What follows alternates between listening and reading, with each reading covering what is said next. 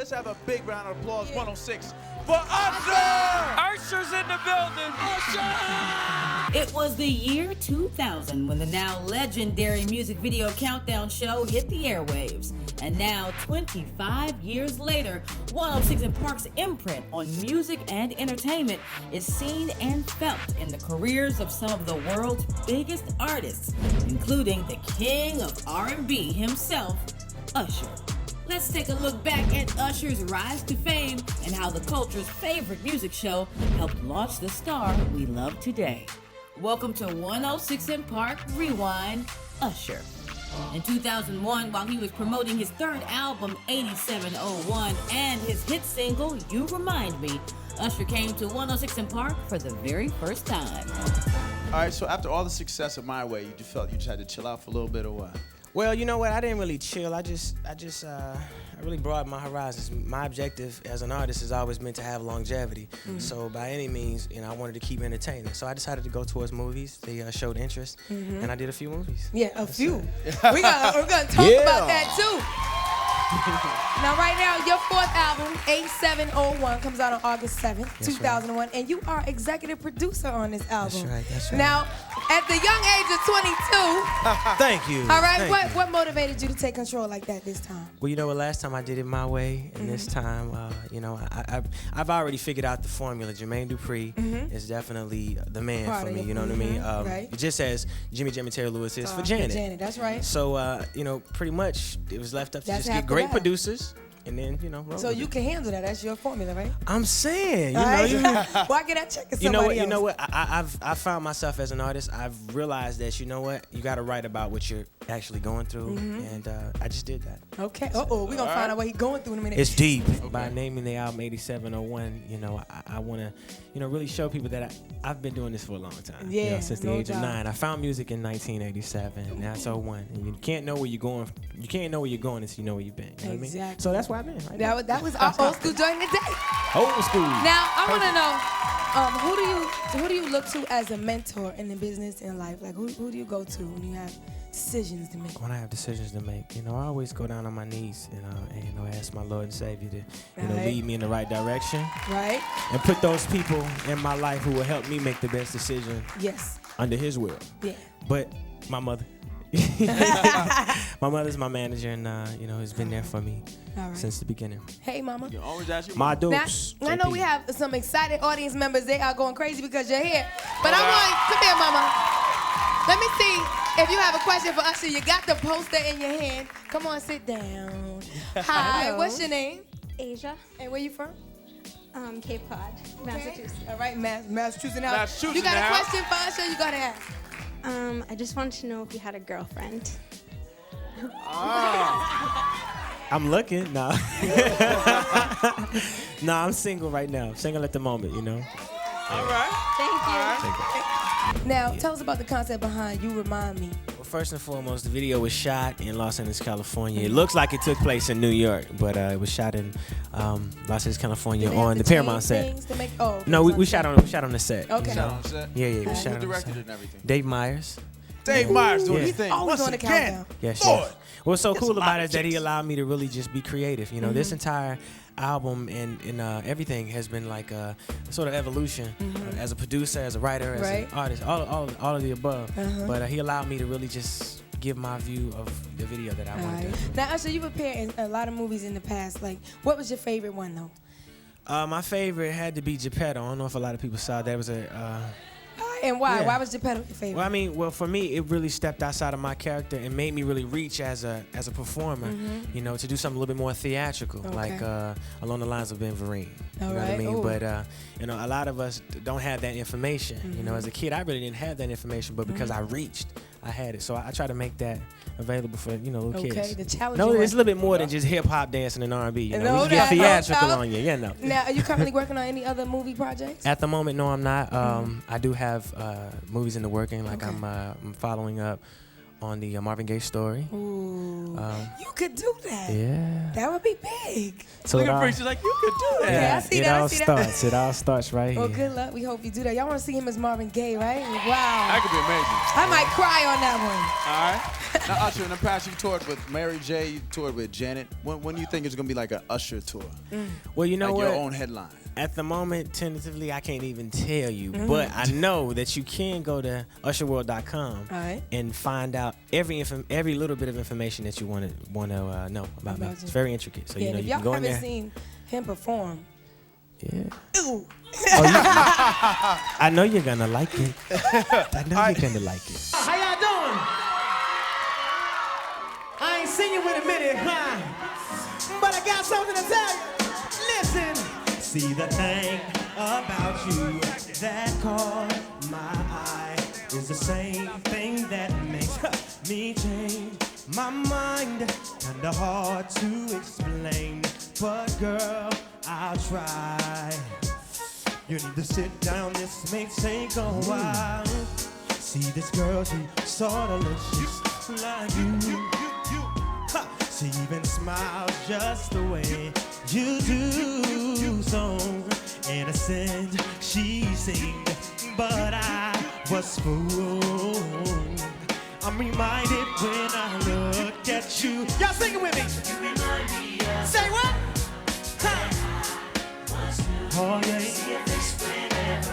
Ever I look, won't believe me, baby. Yeah, I can't hear y'all. What? This is why I just can't get with. All right. Thought that she was the one for me, till I found out that she was on her way. Who she was, sexing everyone but me. This is why we could never be. You remind me of her.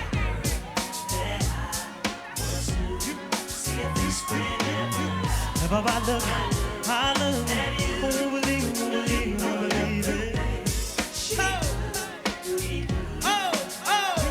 This is why I just can't get it. I know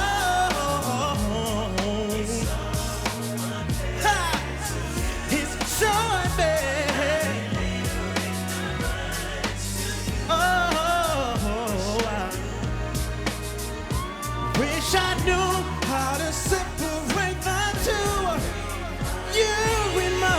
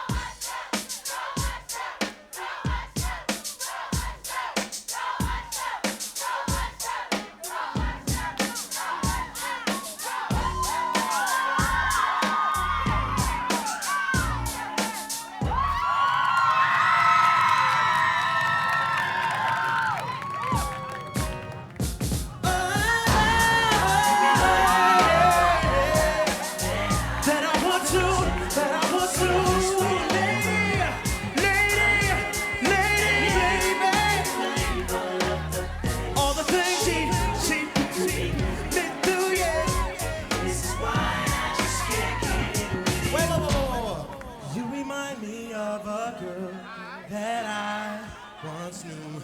See her face whenever.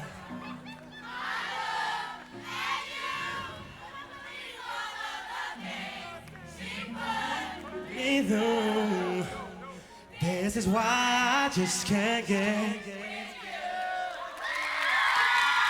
Forever repping the South, in 2004, Usher came back to 106 in Park to promote his now legendary album, Confessions.